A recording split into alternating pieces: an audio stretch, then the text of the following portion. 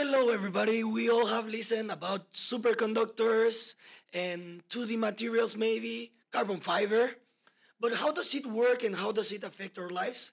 Today, Dr. Hoffman and I, we both are going to make the science behind it edible for everybody.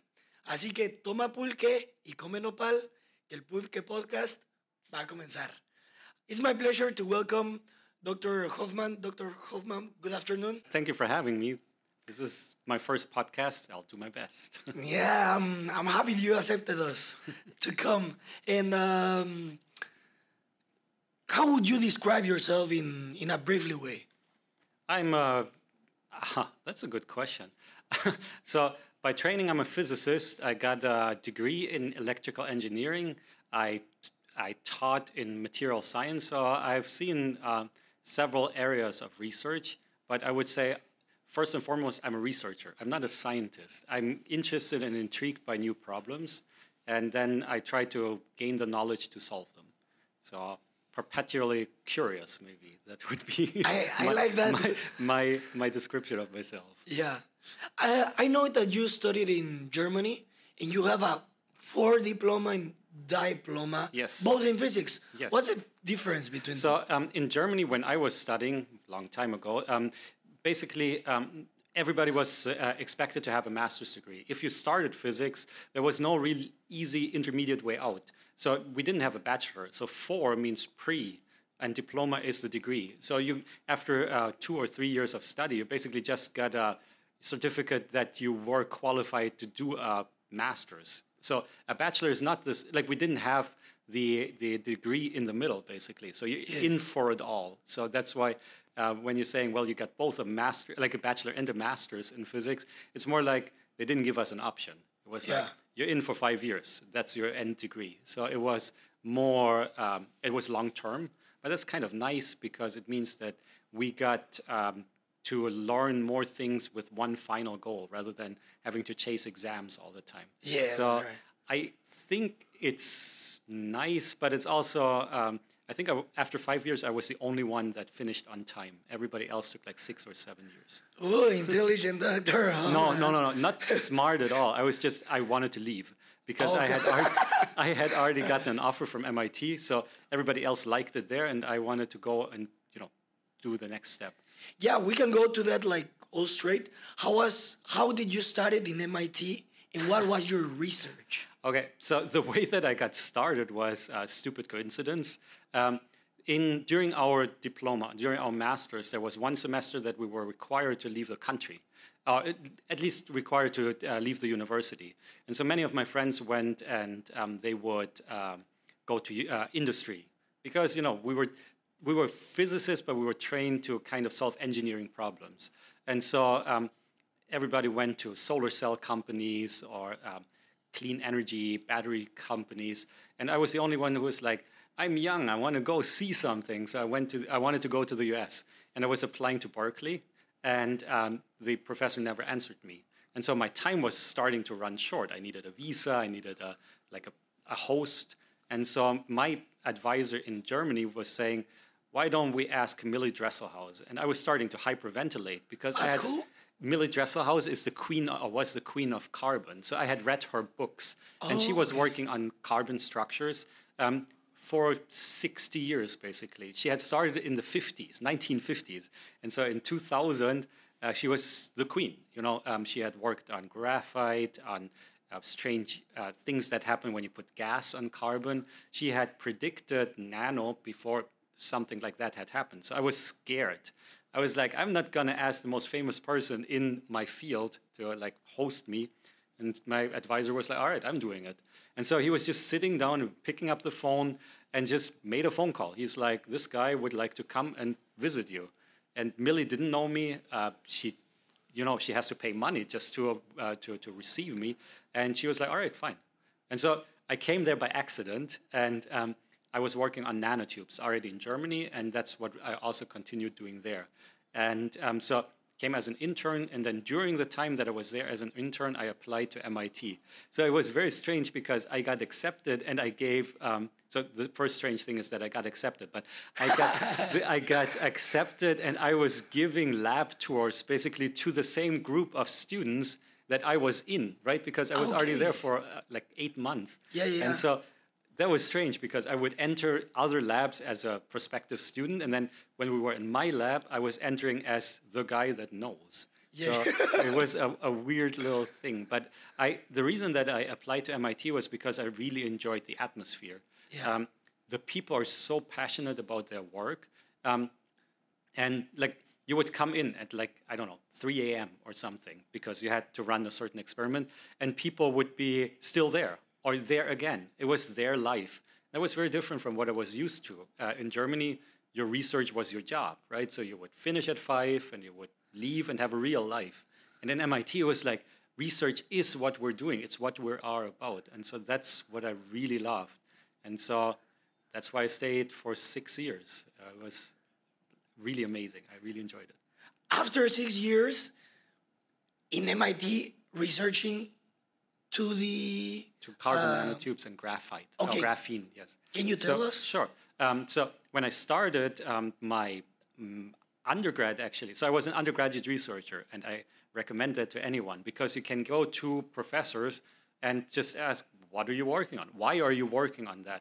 And so in Germany, I had asked 3 very famous professors, what are you working on, and what do you think the future will be? And 2 out of the 3 had told me, I think carbon nanotubes will be the next big thing. And so I had no idea what carbon nanotubes were, but if 2 big professors tell you that this is interesting, you better start reading up on it. And so I learned that these are nanostructures, meaning that they're about 100,000 times smaller than a hair and about as long as a hair. They're really, really very skinny, but very long. And the amazing thing was that they would conduct electricity differently depending on how big they were. If they were just 1 atom bigger, they would be a metal, and if they're 1 atom smaller, they would be a semiconductor, meaning they would not conduct electricity much. And so that was strange to me, but I also understand why that was exciting to people, right? Because if you could use the same material, just carbon, just make it a little bit bigger, and you have a wire, you make it a little bit smaller, and you have a light, like a computer processor or a lamp, that is obviously something cool. And so I went and I said, so what can I contribute, right? What is it that I could do that other people could not? And I realized that I enjoyed materials. Yes. Like I'd like to not like make things and like do experiments, and especially like make materials, mix stuff and grind, titrate and things. And so I was like, all right, I'm going to make nanotubes. And people at that time were not really sure why they would grow and how they would grow. So I was learning about that both in Germany and in MIT, because I was hoping that I would make them good enough that you could actually make a computer out of it. And so after about 3-4 years of failing, I realized that we're simply not close enough to that. And so I switched a little bit. And in addition to doing carbon nanotubes, we were doing graphene. And graphene was this new weird material that is exactly 1 atomic layer thick. So it's 1 atom thick, and it's really, really big. So it's kind of similar to nanotubes, which are skinny and long. And so a nanotube would be a 1D material, and so graphene was that 2D material. And the nice part was that you could make it really cheaply and very easily, and you could manipulate it. You could cut it with a scissor. So, but many people right now, they say that graphene is like a weird dream, that you are not going to be able to make it reality, because some of the procedures that we have right now, they are very expensive. But some others are very cheap, like drawing in a sheet of paper. yes, And drawing with a pencil. right, using a pencil. With graphite. And then take out that with a sticky paper. Yes. And you get a get thin a- layer of... Yes, so it's very exciting graphene. for physicists because you want something small and very good at what it does to just understand what it does, right? So this can be done with basically with tiny flake of coal or graphite, and you use tape, and you can make, with a little bit of practice, within an hour, you can make a material that is extremely high quality, and you can do fundamental physics on it. And so you're right, that is why we are excited about it. But the reason that we're more excited about graphene than, for example, nanotubes is because it is hard to make, but it's still much easier to make than other nanomaterials. You're saying you cannot make a lot of it. Many times you don't need to make a lot. It depends what you want from it, right? And so this is the big and open question. What is graphene good at? What can you make from it that you couldn't do with other things? A lot of things, am I right?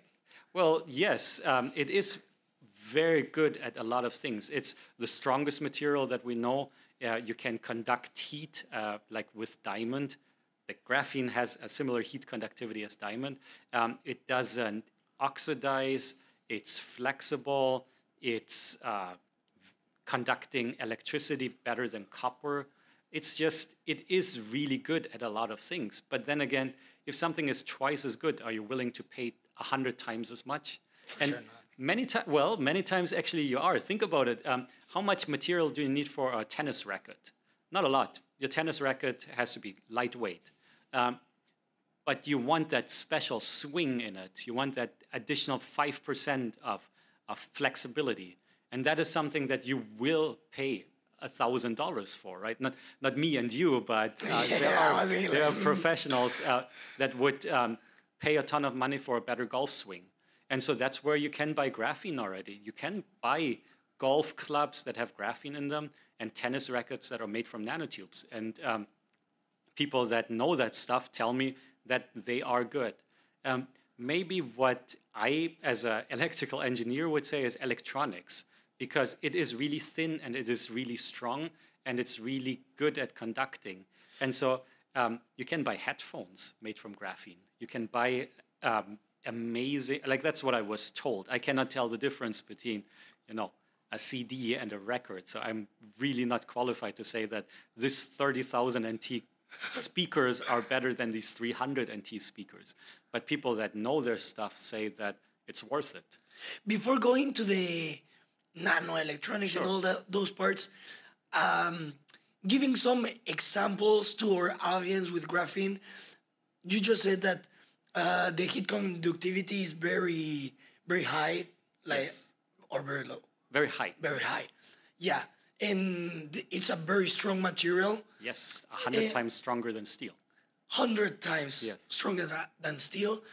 And it conducts electricity so fast. Yes. So one example for each one of them, let's say for the electricity one, you could charge your phone very quickly. Oh, yes.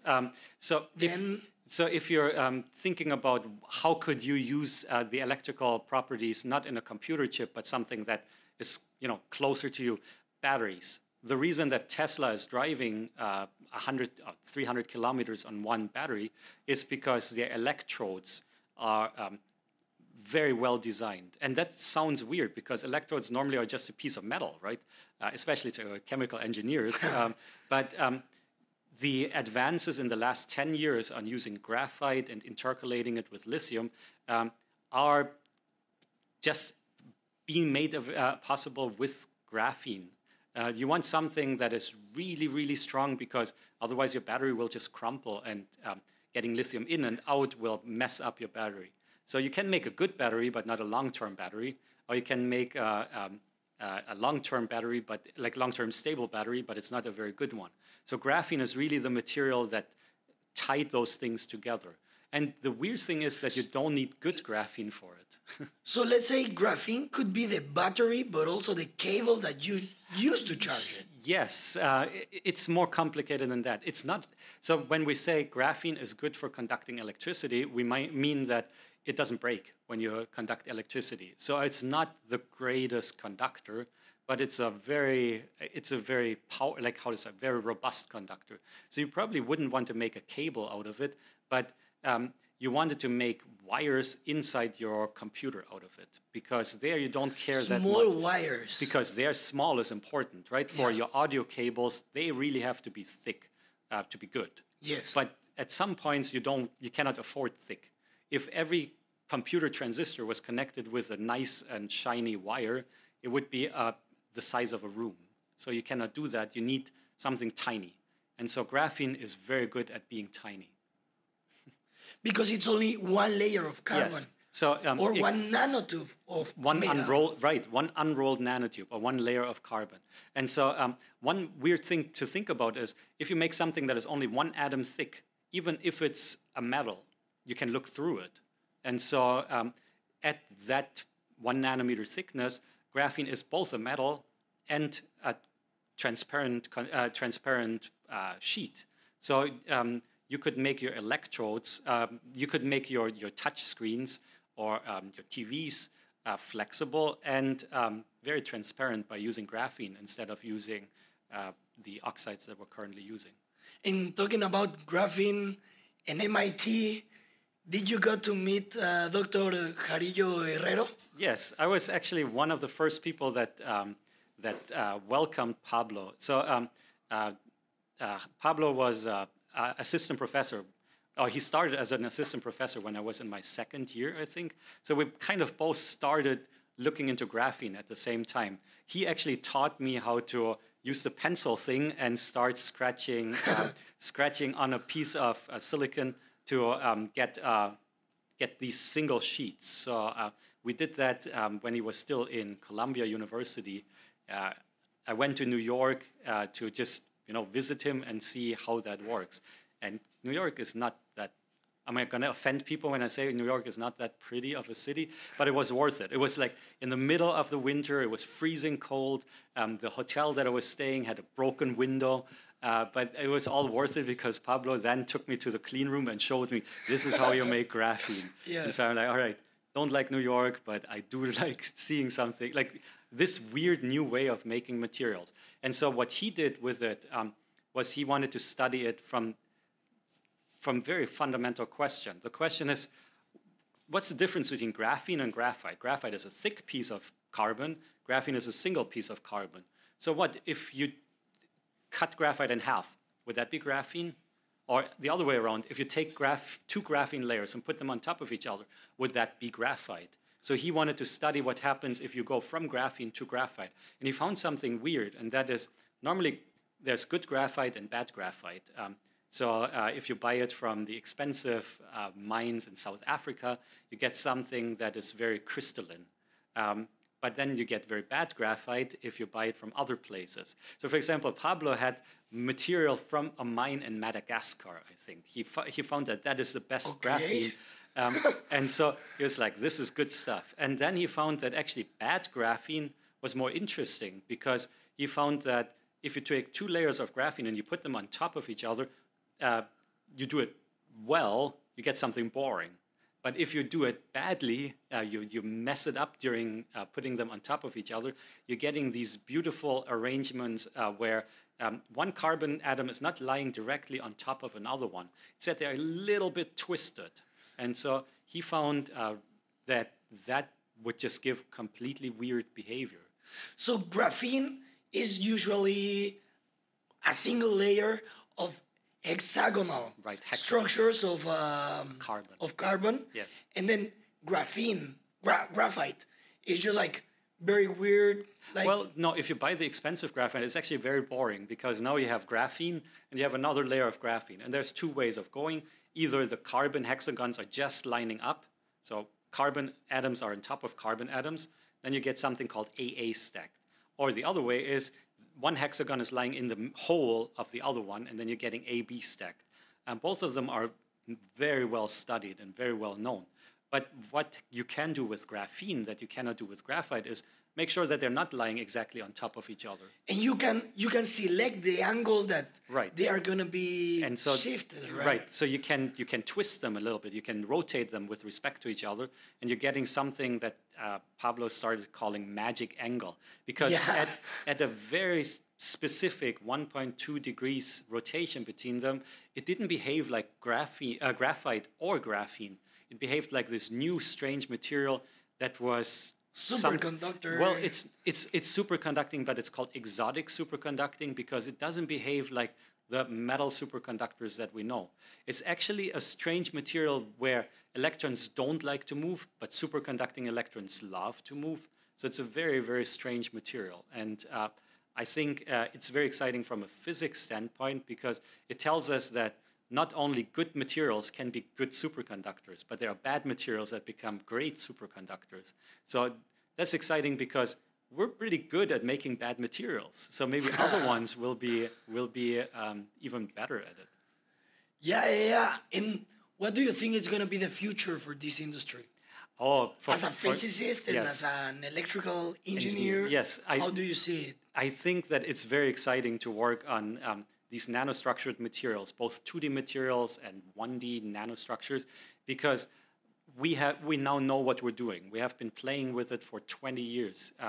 And so we are actually, 30 years almost. Nanotubes were discovered in 1991, and graphene on and off. Basically, people started thinking about it like as a useful thing in 2000. So since then, we have made a lot of progress, and we understand what we're doing now, but we don't know why we're doing things. And so this is exciting because we have done our homework. We should start doing something like, taking advantage of it.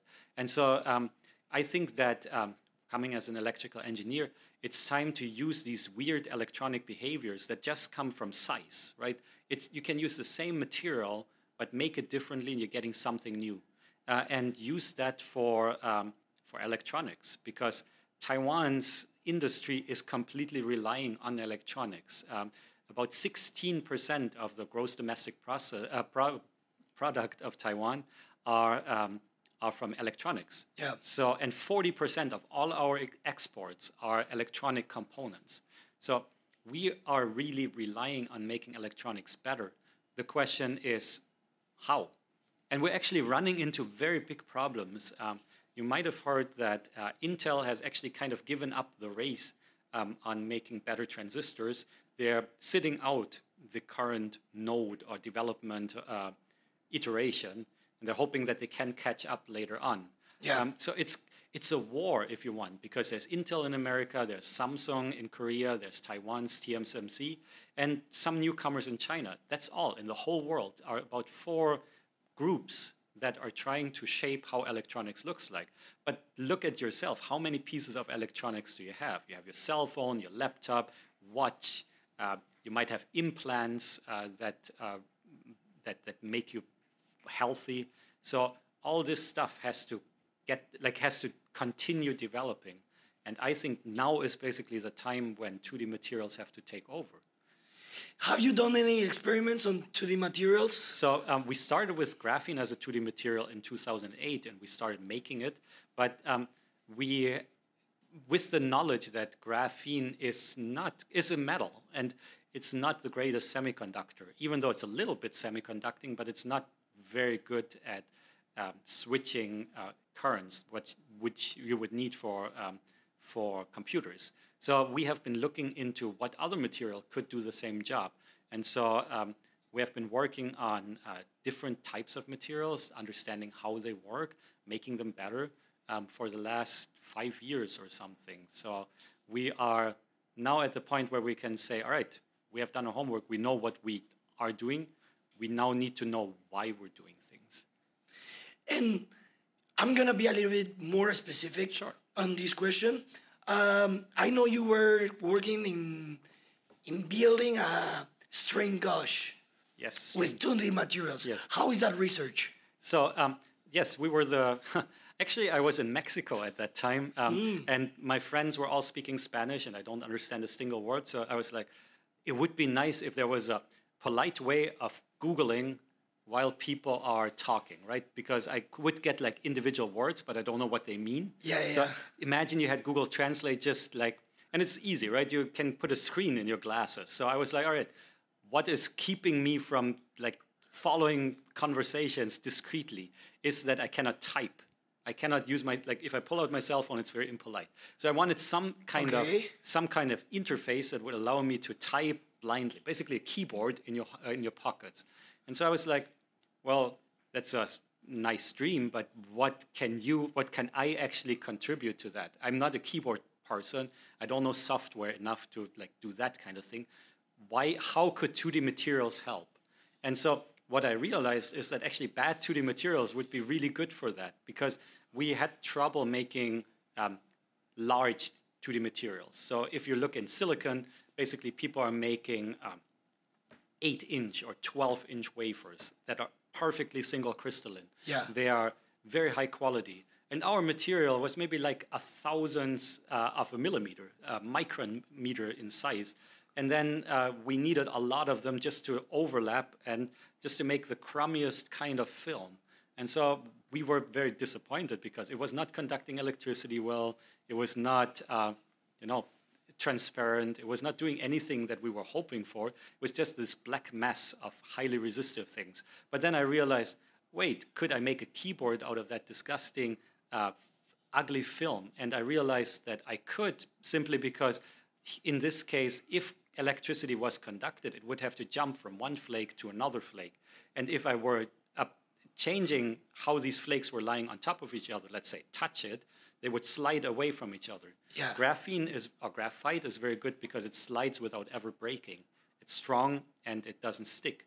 And so I was like, all right, so I can make it slide. And I was in my hotel room in Mexico City. I was doing the calculation, seeing that actually it would simply slide and it would change the resistance by a lot. Just if you moved it by about 1%, you would change the resistance by 100%. And that was mind-boggling, because when you do the same trick with metal films, you would change it at 1% and it would change by 5%. So I was guessing that it would be about 20 times better. I'm sorry for interrupting. Yes, I'm getting excited about that. No, I love it. It's just to keep people on track that the gauche is actually, let's say, a small device that changes a force applied into a electrical resistance. Yes. So strain gauges are everywhere in your in the scales that you're stepping on every morning. In chemical reactors, there is a lot of them, because what they do is they let you measure how stuff stretches. Yeah. And they're very good and very sensitive at that. They're very expensive to apply, because normally the way that they work is you take a metal film, you measure its resistance. And so if you stretch a metal film, it gets a little thinner and a little longer. So it gets a worse resistor, if you want. Yeah. And so the higher resistance will tell you, something's strained. Especially in the case of chemical reactors, you know that 1% will be catastrophic. And so that's why currently strain sensors are about a $4 billion market, even though you've never heard about them. But it's something that is hidden everywhere. Bridges have strain sensors to make sure that you know before they break down. Yeah. And so the way that they work is, if they get a little bit longer, their resistance changes a little bit. And what you want is that change in resistance to be as large as possible, because you want to be 100%, like you said. 100% is awesome, because that would mean that you don't need a good electronics circuit to say, something's going to happen soon. Yeah. So that's why it was important to make something very sensitive. And it turned out that our garbage material was actually extremely good at that. We were 20 times better than like commercial ones.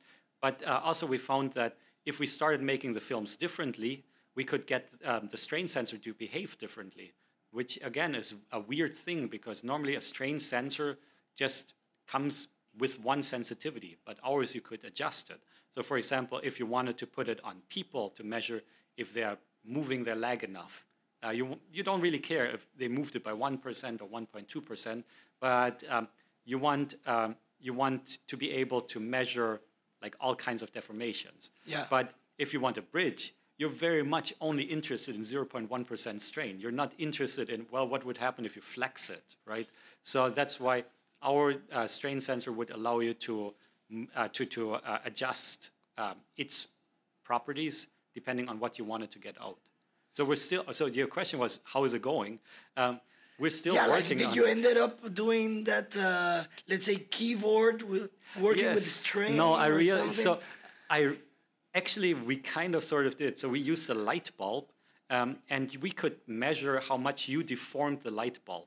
So that was very weird because a light bulb normally would just break, right? And so because we were so sensitive, you could just put it on anything. So I was thinking of putting it onto like a water glass, so that you could use a water glass for like a touch sensitive keyboard. But so it didn't go anywhere simply because there is smarter ways of making keyboards than putting it on a water glass. So one student approached me and was like, let's make a keyboard. And I said, yeah, but you have to make a keyboard that doesn't exist currently. And that's when we realized it's actually not about how much better you are, but how much more expensive and how much more complicated it would get. Be? Yeah. Yeah. So no keyboard yet. No keyboard yet. I hope very soon, or not very soon. I mean, take your time, doctor. Well, so what I'm hoping for is basically that it would be a cheap way of checking buildings, because especially in Taiwan with the constant earthquakes, buildings are routinely demolished after 25 years. Yeah. You just break them because you're not sure if they would survive another earthquake. And so what if you could just be sure that the building will not break? You listen to these Mexico City people? Oh, yes. Sorry. We should do that too, huh? You should. Especially, you have a lot of very nice old buildings. So you old. Yes, you should not break them down just because they turn unsafe. I mean, they are not as high as the ones here. Yes. And also, I think they are not as high as the ones you've seen, because I know you've been in, like, you were born in Germany. Then you studied in the United States. You went to Belo Horizonte in Brazil. It was amazing. Yes. Tokyo. Yes. What's next for Dr. Hoffman? Well, now that I have a family, it's more about family trips. So we went to Australia, which was nice because we could both combine research with just showing kids kangaroos, right? So, so that's so I think I want to learn from my advisor. She would take like months or year-long assignments in different countries and be like, I'm going to come, and I'm going to teach, but I'm bringing my family along, and you have to teach them Portuguese, for example, and you have to entertain them and get them into school. So I really think that research is this one unifying thing. And so I want to teach that to my children, that basically you can be from a different culture, you cannot speak the language, but you can still contribute and you can still make friends and networks. So I'm not sure which location is going to be next, but I hope that sense of you're bringing something to the table and you're willing to learn something new, that I can kind of instill that on my family. Perfectly, Dr. Hoffman. Then as an ending for this podcast, early happy birthday. Oh, Feliz cumpleaños. Thank you very much. Dr. Hoffman's birthday is December 11th for all his students. They already know. I'm in an age now where it's, the candles are getting more expensive than the cake. So. Ooh la la. But it's nice that for my students, it's kind of an excuse to just, one day come, like, student class. It's not only that, it's that like previous students, ones that have graduated, come back, and we just get to hang out and like touch base and see how they're doing. So I feel that it's more like it's more of the party part than the presents that I enjoy. Then enjoy your party, doctor, and thank you very much for coming. Thank you very much for having me, and I'll listen to the podcast. See you next time. Thank you very much for watching this episode. Like the video in case you liked it, and leave a comment below for further improvement of our content.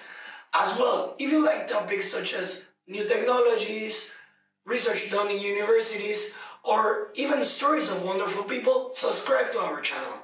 You can find us like this in social media, and I want to give a special thanks to all my team members. Y recuerda, toma pulque y come nopal, que la próxima semana otro video se va a lanzar.